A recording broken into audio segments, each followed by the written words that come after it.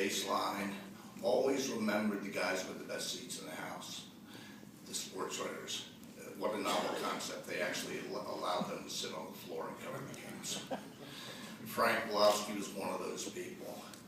Frank went to LaSalle. He graduated and joined the Bulletin in 1965. The Bulletin was the paper of record in our town for college basketball, and probably as good as any paper in the country at covering local college basketball. And Frank really helped bring it to life every day. He helped create the mythology of the Big Five. He helped turn it into a national institution, and he made the Palestra into a national landmark. I love the fact that he brought the coaches and players to life, that he brought the games to life. In our family, we had a subscription to the Bulletin.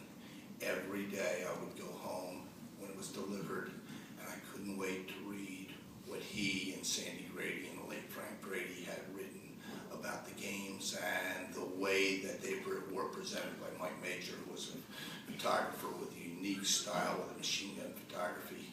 It was special. It made me really want to be part of it. It made me want to be part of the Philly institution.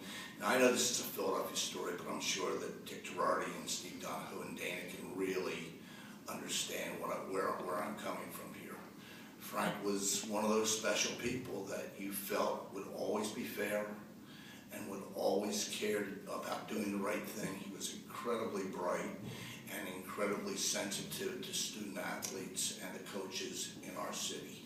He could be tough when he had to. We had some difficult scandals that he had to write about during the course of the time he was there, but he knew how to really care about something that has always been special in the hearts of Philadelphia sports fans. Worked for the Bulletin until it closed in the 80s, and then went to Rochester and wrote sports there before becoming a highly successful business writer. But I'll always remember sitting up there, looking down on the pit and watching them and say, you know what, I'd like to do that someday. And people like Frank Bilovsky made me believe it was possible and made me want to do it. Frank, thank you so much.